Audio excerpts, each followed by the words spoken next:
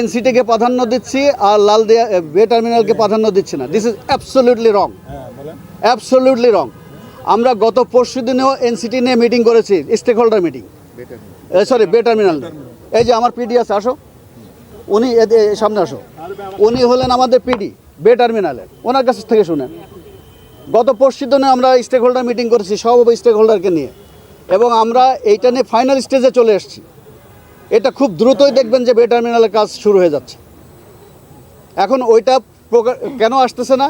কারণ সবাই এনসিটি নিয়ে ব্যস্ত হয়ে গেছে। কারণ এনসিটিকে নিয়ে বন্দরকে অস্থিতিশীল করা, উত্তপ্ত করা সহজ, যেহেতু একটা অপারেশনাল পোর্ট। এখানে একটা গাড়ি থামাই দিলে বন্দর এফেক্ট হয়ে যায়, এখানে একটা গেট বন্ধ করে দিলে বন্দর এফেক্ট হয়ে যায়, এখানে একটা জাহাজে পাইলট বোট করা দিলে বন্দর এফেক্ট হয়ে যায়। দেশ তখন এটা নিয়ে সমস্যায় পড়ে। এবং এইটার ব্যাপারে আপনারা রিপোর্ট করেন, বস্তুনিষ্ঠ রিপোর্ট করেন। আমি আপনাদের অনুরোধ করবো, আপনারা জনগণের পক্ষে কাজ করেন এইভাবে, যে এই বন্দরকে সচল রাখতে হলে অবশ্যই এগুলো প্রতিহত করতে হবে। বন্দর অচল অবস্থা নাই, যারা এটা করেছে, রাষ্ট্র আইন তার নিজের গতিতে চলে এবং রাষ্ট্র সেই আইন মোতাবেক কাজ করছে। আমরা আইনকে শ্রদ্ধা করি, রেসপেক্ট করি, বুঝতে পারছেন তো? সেই জন্য এইটার ব্যাপারে অলরেডি আপনার সমস্ত যে নিরাপত্তা এবং রাষ্ট্রীয় যে সমস্ত অর্গান যারা এই ব্যাপারে কাজ করে, যেহেতু একটা কেপিআইয়ের একটা ন্যাশনাল কমিটি আছে, এইটার হলো নিরাপত্তার জন্য এটা কি পয়েন্ট ইনস্টলেশন।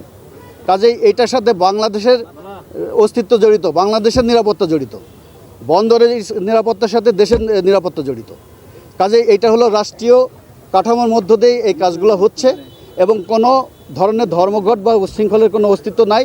সেটা আপনারা দেখতেছেন, সব গাড়ি চলতেছে। আমার কর্মচারীদের সাথে আমি কথা বলে আসলাম, তারা বললো সবাই যাবে, তাদেরকে যেন কেউ বাধা না দেয়। বন্দরের কাজ সচল, ওপেন। এখন মানুষকে আসতে হবে।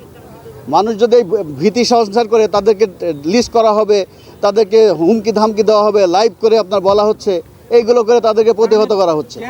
সেটা একটা জয়েন্ট কমিটি, সেখানে এনবিআর এর প্রতিনিধি আছে। এই কমিটি স্টাডি করে সেই কমিটি রিপোর্ট দিবে। রিপোর্ট দেওয়ার পরে তারপরে কমিটি, এটা আমরা আইনের বাইরে আমরা কিছু করবো না ভাই।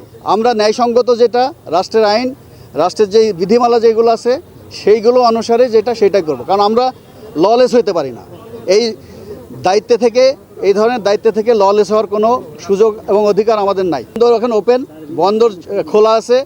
আমার কর্মচারীদের সাথে আমি 2 ঘন্টা কথা বলে আসলাম, তারা সবাই কর্মক্ষেত্রে চলে যাচ্ছে, কেউ বাধা দিচ্ছে না। আর যদি কেউ বাধা দেয়, আইন সংস্থাকারী প্রতিষ্ঠানগুলো আছে, আপনারা দেখতেছেন, তারা ব্যবস্থা নেবে। আমি তো নিজে আইন হাতে নিতে পারবো।